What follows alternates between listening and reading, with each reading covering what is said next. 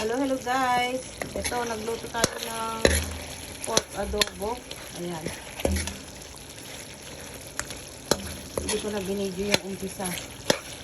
Kasi busy na ako kanina.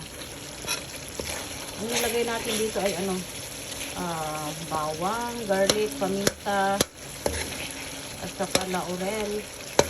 Yung dahon niya. Tapos, suka.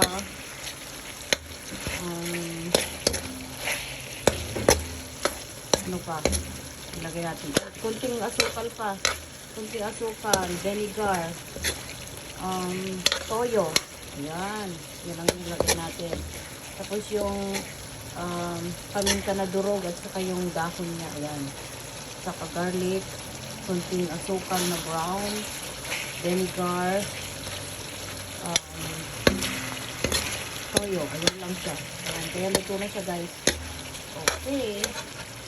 Malambot yung karne. Hindi masyadong kaya maganda siya. Okay. Turn off na natin. Hindi ko na naibigay yung umpisa kasi busy na kanina. Kaya ito lang siya. Guys. Ito na guys. Ayan na. Ito na ang ating pork adobo. Naluto na siya. Ayan guys. Malambot ang meat niya guys. Siguro bata pa siya. Ayan. Ito na ang ating pork adobo. Naluto na siya. Ready to eat na. Ayan. Okay. Ayan guys. Yummy yummy. Andito na naman si Spad. Naamoy na naman ang masarap na adobo. Ayan guys. Ito pansit guys.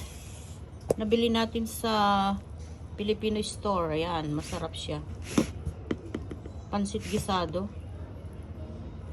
Ito ba yung pansit gisado yata pag yung press na ang tawag. Pansit gisado. Sarap oh. Ang sarap ng pagkaluto guys oh.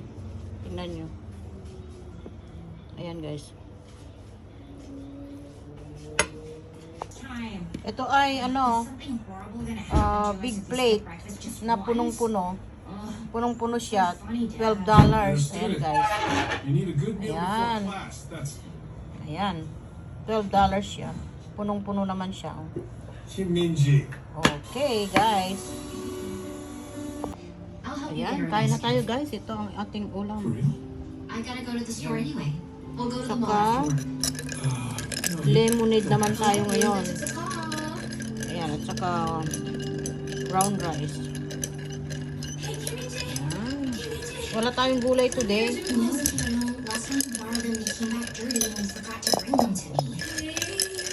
Walang gulay today. Ayan, lemonade. Lemonade juice. Ayan guys. Adobo. Ito yung belly. Gusto ko yung bawang. Ayan. Ayan, pansit. Pansit na gisado.